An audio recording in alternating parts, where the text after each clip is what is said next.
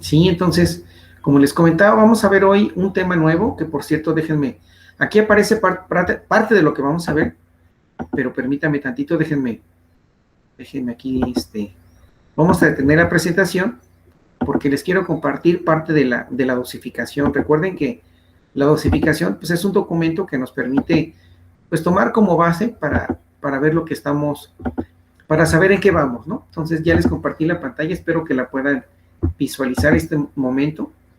Es un documento que está en formato en PDF. No sé si todavía se alcance a distinguir. No sé si se puede visualizar mi pantalla, ingenieros. O creo que apenas está cargando, si no me equivoco. Está bien, profe. ¿Sí se visualiza la pantalla o no?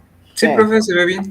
Es que aquí en mi pantalla se ve así como que media, la imagen un tanto difusa. Más bien no se ve clara, se ve en tono gris. Pero bueno, si me dicen que se ve bien, yo creo que entonces debe ser por lo que estoy ahorita mostrando. Pero bueno, regresamos a como tal archivo en formato PDF que ustedes lo pueden ver. Aquí está mi cursor. Entonces estamos hoy es 18 de octubre. Entonces, por consiguiente, pues vamos a ver el tema de introducción a la termodinámica, que tiene que ver con estos temas, que en realidad son todavía más. Es necesario comentar que este es un curso completo de un semestre o a veces hasta un año en algunas de las carreras de ingeniería donde se ven temas bastante interesantes, ¿no? En este caso, nosotros vamos a ver definiciones, escalas de temperatura, capacidad calorífica y las leyes de la termodinámica, ¿no? Entonces, para el día de hoy, pues vamos a comenzar con parte de esta información y para ello, pues voy a compartirles un video, que ese es lo que de otra manera también a nosotros como docentes, en mi caso muy especial a mí, pues me permite de una u otra forma, pues dar a conocer un material que es importante, que en este caso se refiere a, déjenme ver dónde está aquí está el video. Me imagino que les debió aparecer en su pantalla. Es un video que nos ayuda, o en mi caso me ayuda a mí como docente, como parte de mi labor a reforzar un tanto algunos conocimientos que también son importantes, ¿no? Y esto habla de una otra manera, específicamente este video, como les comento, es un compendio de videos que lo llevó a cabo una organización en Estados Unidos a través del doctor que aparece aquí en este caso en la pantalla, que es el doctor Goldensen, si no recuerdo. A ver, permíteme para no cometer un error. Si viene aquí más información. Aquí está, miren. Aquí viene parte de la información. Sí, en este caso es el profesor Goldstein, David Goldstein, del Instituto de California en Estados Unidos, que de una otra manera se realizaron, en este caso es una colección de 52 videos realizados en el año de 1985. Pero bueno, esta información pues, tiene mucho peso y nos permite comprender un poquito más algunos conceptos que son muy importantes. Entonces vamos a comenzar con ello. Recuerden que dentro de este material hay que hacer un resumen, ¿verdad? Referente a este video. Entonces, para que por favor ahí lo tengan presente, ¿no? Déjenme copiar. Les voy a tomar aquí prácticamente voy a tomar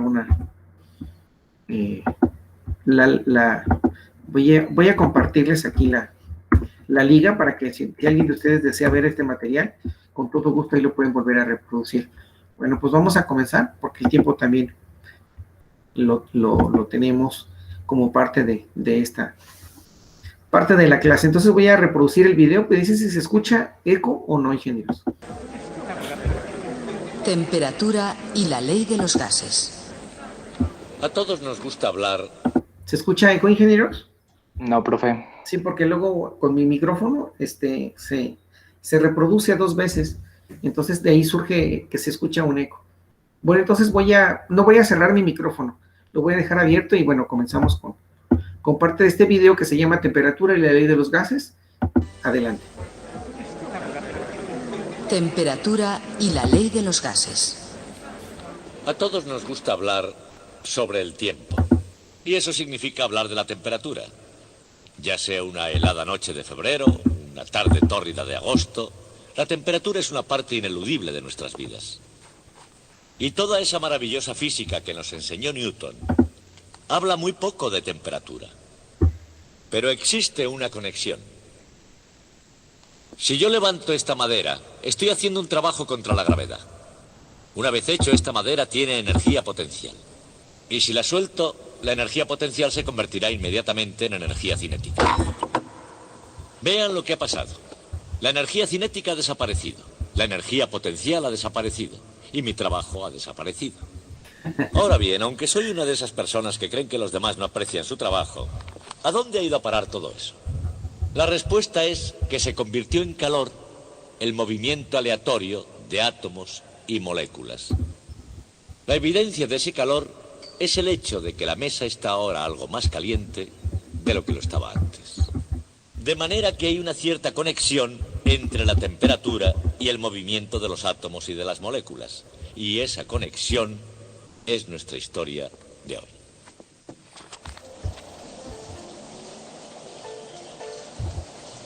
Agosto 1950, en medio de la nada. Hace mucho tiempo, los científicos llegaron a la conclusión de que el calor es el movimiento aleatorio de átomos y moléculas. Están escuchando a la KNT, Radio KNT, Hot Springs.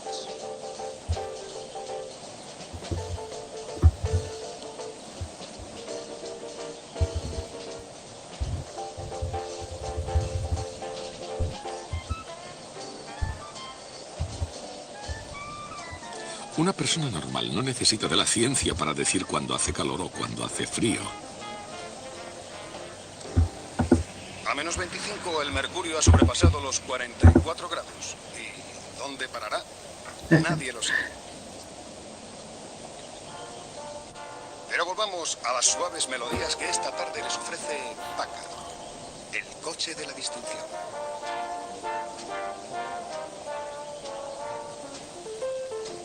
De una manera u otra, la temperatura afecta a todo en la Tierra.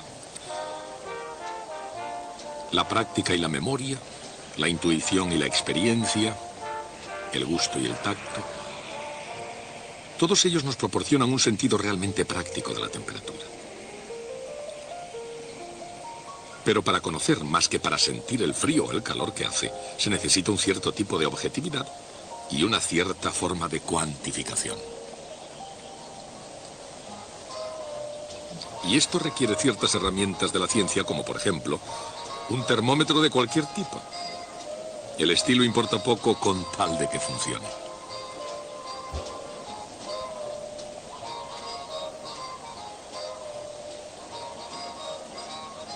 ¿120, 125 grados Fahrenheit? Encontrar un modo preciso de medir la temperatura puede ser un desafío. A veces la temperatura es difícil de controlar. Por un motivo. Como carece de dimensiones físicas, no hay manera de medirla directamente. Mientras que la longitud de un objeto se puede expresar en metros y su masa en kilogramos, la temperatura solo se puede medir en términos de sus efectos y medirla de forma efectiva solo si se cuenta con una escala reconocida.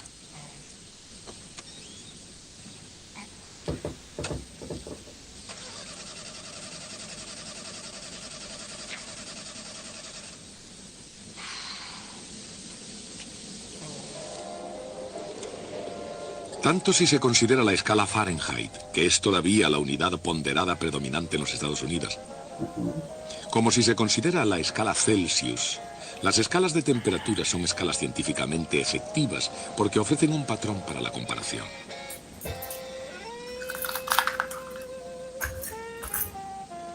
Un punto útil de calibración es el punto de congelación del agua. En la escala Celsius, el agua se congela a 0 grados. En la escala Fahrenheit lo hace a 32 grados. Otro punto fiable de calibración es el de la ebullición del agua. El agua hierve a 212 grados en la escala Fahrenheit y a 100 grados en la escala Celsius. Pero el agua y las personas no son los únicos afectados por la temperatura. Independientemente de cómo se mida, la temperatura también puede afectar a la presión. La presión es la fuerza ejercida por unidad de área. en este caso, la ejercida sobre la tela de un globo. Evidentemente la presión se ve afectada por el calor. Pero esa no es la única manera de inflar un globo. ¿Cómo infla un globo el gas? O en general, ¿cómo ejerce un gas presión sobre una pared sólida? Cada vez que una molécula de gas choca contra una pared, da a la superficie un pequeño empujón. Por supuesto, la molécula, al rebotar contra la pared, cambia su cantidad de movimiento.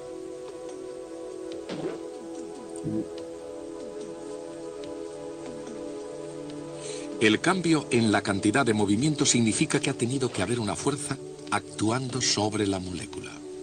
Y por supuesto, eso significa que la fuerza opuesta ha tenido que actuar sobre la pared.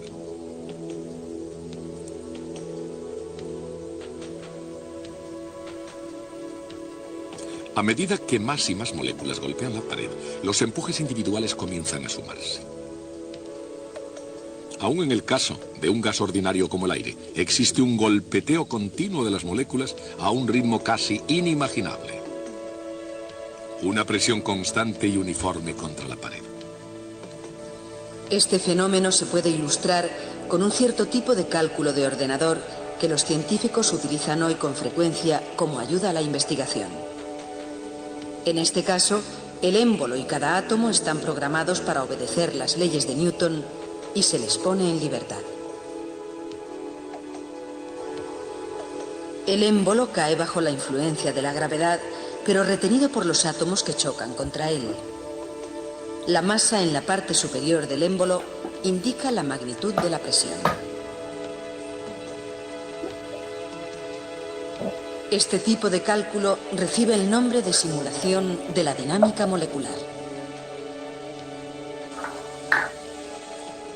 Una simulación de la dinámica molecular puede incluso ayudar a explicar por qué se necesita combustible para mantener en alto un globo aerostático. El calor es la energía de los movimientos aleatorios de átomos y moléculas. Calentando un gas, se aumenta la energía cinética de todas las moléculas. Cuanto más caliente está un gas, cada colisión ejerce una presión mayor sobre la pared. Ese es el motivo por el que el calentamiento de un gas aumenta su presión.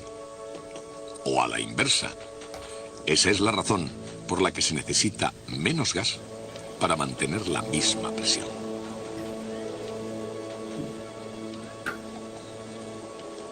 En este caso, debido al calentador, se necesitan menos moléculas de aire para proporcionar el equilibrio de presión desde el interior del globo.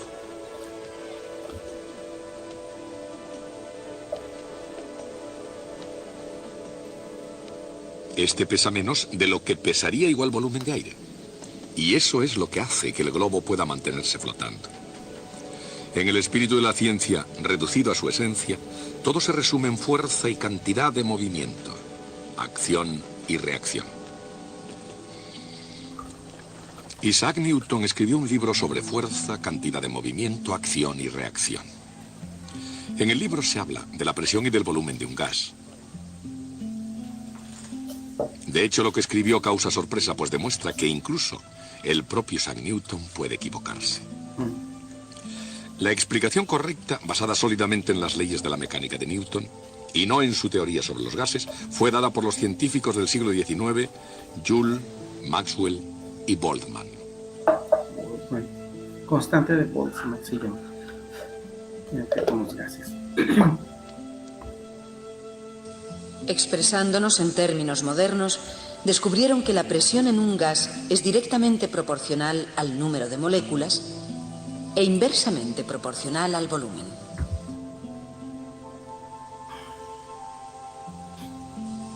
Y es también proporcional a la energía cinética media de una molécula. Aplicando las leyes del movimiento de Newton a moléculas individuales de un gas, encontraron que la constante de proporcionalidad es sencillamente 2/3. Este gran razonamiento teórico vino en respuesta al conocimiento experimental cada vez mayor de la naturaleza de los gases. En los primeros años del siglo XVII, cuando la línea divisoria entre ciencia y brujería era verdaderamente delgada, se necesitó de un investigador singular para hacer frente al reto que representaban los gases invisibles. Fue químico, además de físico, y se le acusó con frecuencia de poner mucha física en su química. Su nombre fue Robert Boyle. Durante década y media trabajó en su laboratorio de Oxford. Los métodos de Boyle eran más avanzados respecto a su época que los de su contemporáneo Isaac Newton. Contrató ayudantes y dio mucha importancia al método científico, pero a diferencia de Newton, Boyle era accesible al público. Hasta su muerte en 1691, la London Society consideró a Robert Boyle como uno de los científicos más populares del momento. Boyle fue uno de los primeros científicos que practicó el método cuantitativo. Anotaba todo en detalle, lo que permitió a otros repetir, verificar y avanzar su investigación. El método de Boyle se convirtió en universal y fue universalmente adoptado como el método científico. Según la mayoría, Robert Boyle emprendió sus experimentos científicos con el mayor cuidado. Obrando así, descubrió que a temperatura constante, el producto de la presión por el volumen de un gas es prácticamente constante. Mientras que la temperatura de una muestra de gas permanezca invariable, la presión es inversamente proporcional al volumen. La ecuación experimental P por V igual a constante se conoce como ley de Boyle. La aplicación de la mecánica a las propiedades de un gas explica el significado intrínseco de esa ley. La constante de la ley de Boyle es igual a 2/3 el número de moléculas por la energía cinética media por molécula. Es decir, P por V es proporcional a la energía cinética total de todas las moléculas del gas. Esta energía cinética es una forma de calor. Por lo tanto, el calentamiento de un gas produce o que aumente la presión o que aumente el volumen. Al calentar un gas, se puede producir también un aumento en su temperatura, de modo que la temperatura está relacionada con la presión y con el volumen. Pero, ¿cómo? ¿Cómo realmente?, se preguntó Jacques Alexander César Charles. Charles estaba intrigado por el vuelo de los globos aerostáticos de los famosos hermanos Montgolfier, los pioneros de la aerostática. El 1 de diciembre de 1783, Charles efectuó el segundo vuelo en globo de la historia. Como pionero de la ciencia, así como del espacio, comenzó a realizar experimentos para investigar la naturaleza de los gases. La curiosidad de Charles lo llevó a descubrir que todos los gases se dilatan la misma cantidad para un determinado aumento de la temperatura. Charles discutió sus eminentes pero no publicados descubrimientos con Joseph-Louis Gay-Lussac, otro científico francés entusiasta de los globos que fue capaz de encumbrarse a nuevas alturas, a una altitud de 4 millas. Con la publicación de su propio trabajo, Gay-Lussac describió, criticó y mejoró considerablemente el descubrimiento de Charles. A una presión dada, el volumen de un gas, de cualquier gas, cambia en la misma fracción por cada grado que se eleve la temperatura. Si este comportamiento fuese verdad, podría existir una temperatura tan baja a la cual un gas podría no ocupar ningún volumen en absoluto.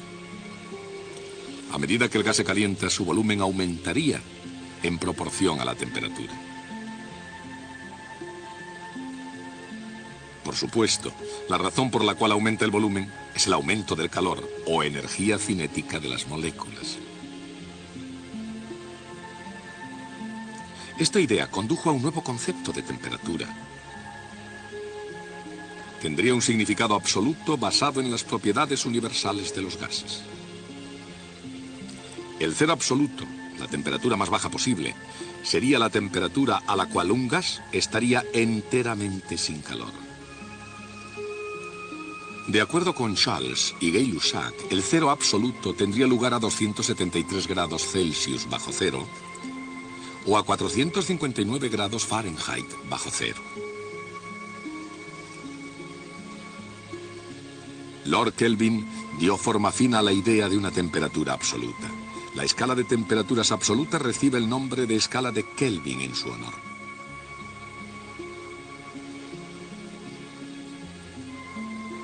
En la escala de Kelvin, la temperatura es directamente proporcional al volumen del gas, tal como Charles y Gay-Lussac dijeron que sería. Pero una cantidad doble de gas deberá ocupar el doble del volumen. En otras palabras, el volumen también debe ser proporcional al número de moléculas del gas. La ley de Boyle establece que a temperatura constante P por V es constante. Pero si T cambia, esa constante también debe cambiar. De manera que PV es proporcional a NT, independientemente de que N y T sean constantes o no. La constante de proporcionalidad acá se define como 1.38 por 10 elevado a menos 23 joules por grado Kelvin. Esta definición determina el valor de un grado Kelvin y fija con él la escala completa de temperaturas Kelvin.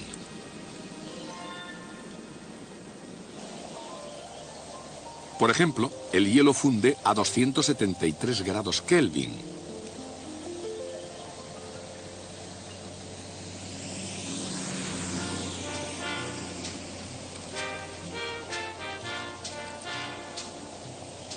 Y el punto de ebullición del agua es de 373 grados Kelvin. En fin, gracias a Dios. Nunca creí que pudiera llegar. Oiga, ¿quiere ver el coche? Intenté conducir despacito y como iba mal lo puse mucho más rápido y resultó peor todavía. Menos mal que he encontrado esta gasolinera con un mecánico. Bueno, le voy a poner ahí el coche para que pueda echarle un vistazo enseguida. La temperatura ambiente es de unos 300 grados Kelvin.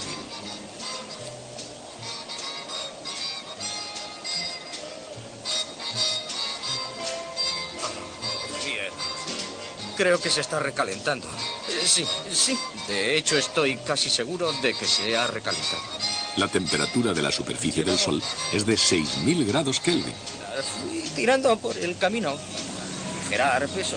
Bueno, ya me puedo dar con un canto en los dientes por haber encontrado esta aquí. La temperatura en las profundidades dentro del núcleo del Sol es de 15 millones de grados Kelvin. Veo muy tranquilo. Parece como si hoy ya hubiera arreglado unos 100 coches. ¿Por qué no lo examina? He estado trabajando en la ciudad. La gente es realmente amable, pero las casas están distantes y claro... es mucho peor de lo que yo creía. Niño, por favor, estate quietecito. Este coche lo está pasando bastante mal tal como está. Así, muchas gracias. Si usted puede, haga el favor de echarle un vistazo al coche. Yo tengo que llamar por teléfono. Más cerca de la Tierra, los experimentos de Charles y Gay-Lussac sugirieron que, ya que un gas se puede comprimir, los gases deben estar compuestos de partículas discretas separadas por el vacío. Si aplicamos las leyes de la mecánica a esas moléculas invisibles, llegamos a la teoría cinética de los gases que dice que la energía cinética del gas, es decir, el efecto colectivo de las colisiones moleculares, es lo que da a un gas su presión y su volumen. Pero el producto presión por volumen está también relacionado con la temperatura absoluta. Y así finalmente existe una relación directa y sencilla entre temperatura y calor. La temperatura absoluta viene dada por 2/3 de la medida de la energía cinética media de una molécula de gas. Y por supuesto, el calor en un gas es precisamente la energía cinética media de sus moléculas. En otras palabras, el calor y la temperatura pueden relacionarse con una propiedad mecánica, la energía cinética de las moléculas individuales del gas. Una vez más, sin importar si suben o bajan, todas las temperaturas están relacionadas con la presión del gas mediante la ecuación P por V igual a nkt. Esta ecuación vital tanto para la física como para la química recibe el nombre de ecuación de los gases perfectos. No todos los gases son perfectos, pero la ecuación de los gases perfectos describe con precisión cómo se comportan numerosos gases reales. Más que una definición de la escala de temperaturas absolutas, expresa ambas leyes, la ley de Boyle y la ley de Charles, y lleva a la teoría cinética de la temperatura. Supongo que no entiendes de coches, pero si entiendes algo, por favor, habla. Seguro que hay problemas. Mira, yo soy un vendedor de enciclopedias. Me gustaría mostrarte algo de la mercancía que llevo, pero dadas las circunstancias no creo que sea el momento más adecuado. Y estos dulces acordes nos llevan directamente a la hora, aquí en la KNT. Esta es Radio KNT. Y ahora, unas palabras de nuestro patrocinador.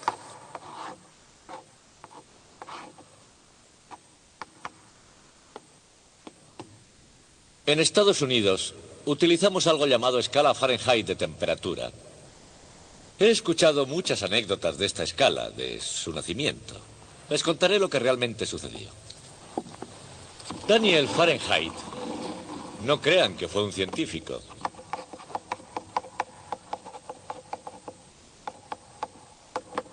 Fue un comerciante polaco que a principios del siglo XVIII decidió que debía instruirse en el nuevo oficio de fabricante de instrumentos científicos.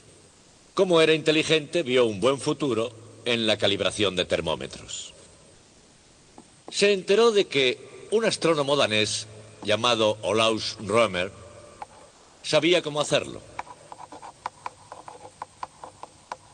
Y viajó hasta Dinamarca para ver cómo Rømer calibraba los termómetros. Rømer había inventado su propia escala de temperaturas, que como la Celsius estaba basada en el punto de congelación y punto de ebullición del agua. Pero su escala tenía ciertas diferencias con la de Celsius. En primer lugar, Rømer graduaba su escala de 0 a 60 grados en lugar de hacerlo de 0 a 100. 0 a 60 grados tal vez tuviera algo que ver con los grados que tiene un círculo. La segunda diferencia era que Rømer no quería números negativos, de manera que para evitarlos, cuando sumergía su termómetro en agua helada, agua con hielo, y lo marcaba, no marcaba allí los 0 grados, sino 7 grados y medio, dejando un octavo de la escala por debajo. El día en que Fahrenheit llegó para ver cómo Rømer calibraba su termómetro, estaba fabricando termómetros para uso meteorológico, para el tiempo atmosférico. Si ustedes fabrican termómetros con fines meteorológicos, ¿no sería conveniente tener uno que leyera desde el punto de congelación del agua al punto de ebullición? La temperatura ambiente nunca llega a ser tan alta. Así que Rømer hizo una marca en el punto de congelación del agua y para la otra midió la temperatura del cuerpo humano. Cuando encontró dicha marca, la llamó 22 grados y medio. Y esa fue la escala básica que Fahrenheit adoptó. Pero Fahrenheit no quería fracciones, así que cuando fabricó sus termómetros lo multiplicó todo por 4. Y la escala era ahora de 30 grados a 90 grados, desde el punto de congelación a la temperatura sanguínea.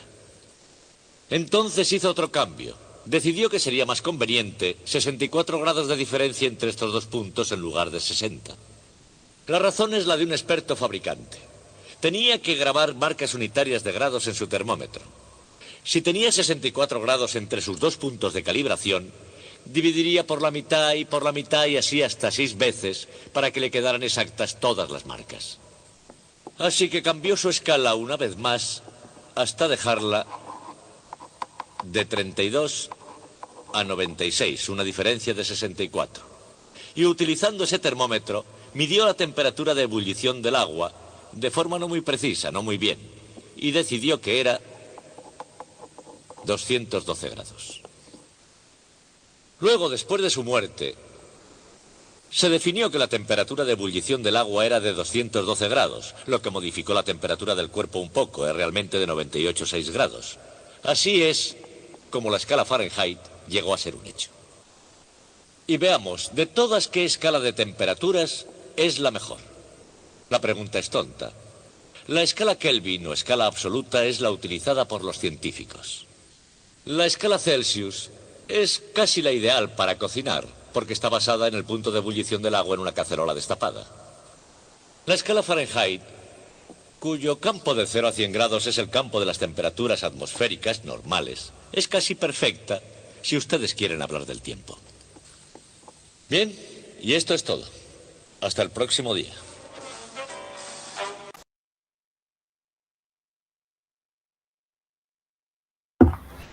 Bueno, ingenieros, pues ahí está parte de esta información, con la cual nos da de una otra manera un pequeño resumen al final, ¿verdad? Nos da a conocer que la temperatura de grados Kelvin se aplica para las cuestiones científicas, los grados centígrados en relación a la temperatura en cuestión de alimentos, ¿verdad? Y los grados Fahrenheit, en este caso lo que tiene que ver con la cuestión del clima, ¿no? Entonces, pues ahí tenemos diferentes escalas con las cuales se utilizan para diferentes situaciones muy propias, ¿no? Pero lo importante es que los gases, ya sea a temperatura elevada, ¿verdad? Que estén calentándose o que estén enfriándose, pero sobre todo cuando se calientan, pues sufren cambios. Entonces, eso es lo que nos muestra este pequeño video en relacionado a la temperatura y a los gases, ¿no? ¿Qué les pareció, ingenieros, este video? ¿Qué opinan?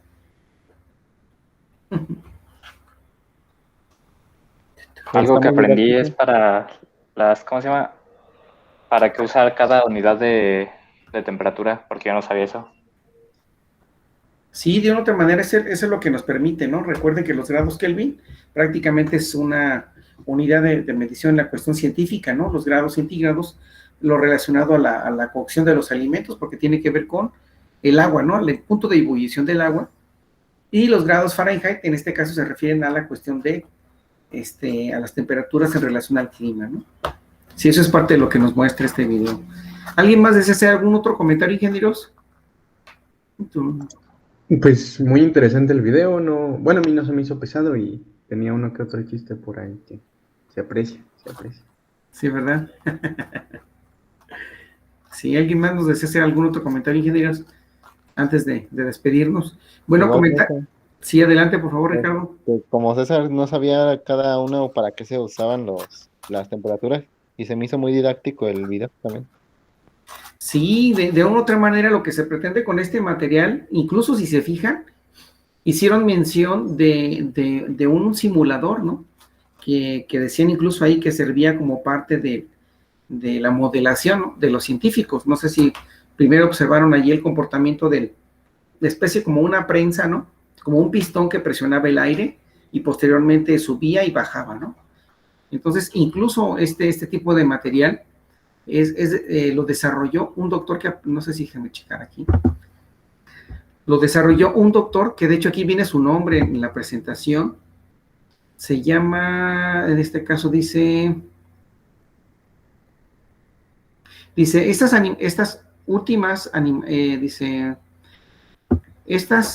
últimas eran unas animaciones más avanzadas de la época. En este caso dice casi 8 horas de animación por un ordenador a cargo del experto en el laboratorio de propulsión a chorro de la NASA, que era James F. Blin. Entonces, imagínense, ya en esos entonces ya existían esas animaciones avanzadas, como pueden ver. Entonces, pues igual ustedes pueden desarrollar un sistema o un software que nos permita, ¿no? En este caso con animaciones y cosas, todo lo relacionado con ello, pues a producir ese tipo de efectos, ¿no? Y eso fue en su debido momento, estamos hablando de 1985, ¿no? Prácticamente es cuando, exactamente dice en 1985. Y ahorita, bueno, pues ya la tecnología ya tiene más avances en relación al uso de software y animaciones, ¿no? ¿Verdad? ¿Algún otro comentario, ingenieros, antes de despedirnos de esta clase del día de hoy? Tin, tin, tin. No, profe, de mi parte no. Ok, bueno. Pues entonces, ingenieros, vamos a terminar la clase del día de hoy y nos vemos la próxima viendo más temas relacionados a este tema que se llama termodinámica, ¿no? Que es básicamente lo que vamos a estar viendo durante este curso. Bueno, me despido, ingenieros, cuídense. Muy buenas tardes. Ya estamos en comunicación y nos seguimos en la siguiente clase, ¿verdad? Bonita tarde, cuídense, buen provecho. Gracias, Si no han profe. comido, pues, Gracias, buenas, ¿no? Dale, pues. Gracias, profe. Nos vemos. Buenas tardes, Un abrazo, profe. allá, cuídense, bye. Hasta luego. Cuídense mucho, ingenieros. Gusten verlos y saludarlos también. Nos vemos. Bye. Tan, tan, tan, tan, tan.